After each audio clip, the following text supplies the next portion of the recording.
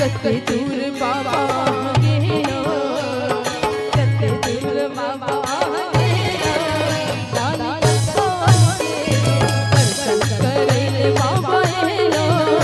दानी कतोन गेलो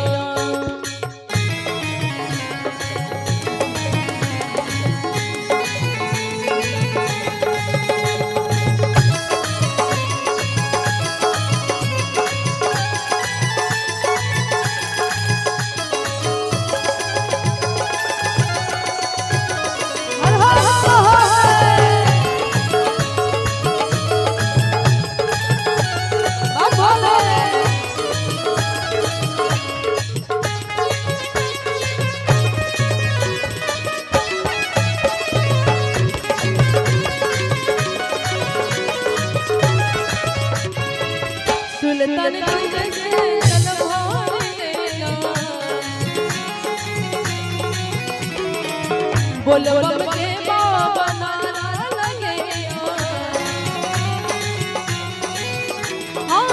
सुल्तानगंज से जल भर लेलो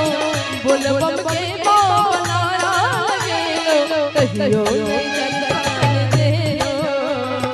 कहियो ने दर्शन देलो दानी दर्शन करे बाबा गेलो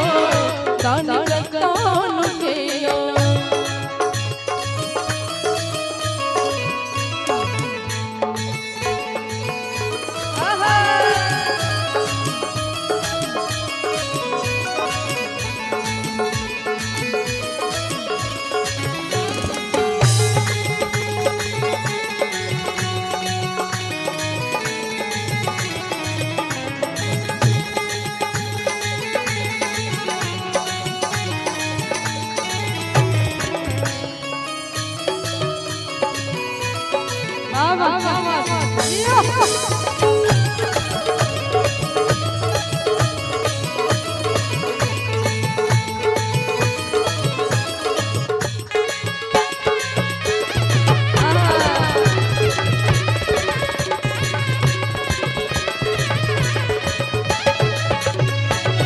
कृष्णा ही के गीत लिखिए मौसम ही के नचारी गइए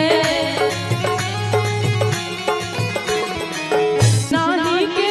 गीत लिखिए मौसम ही के नचारी गइए तैयो महादेव के दया नहीं होई छी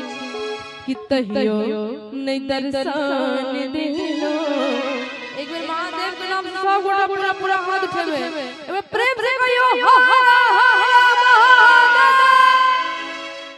आ ताली बजा के कि दर्शन करे ले बाबा ए नमो दानी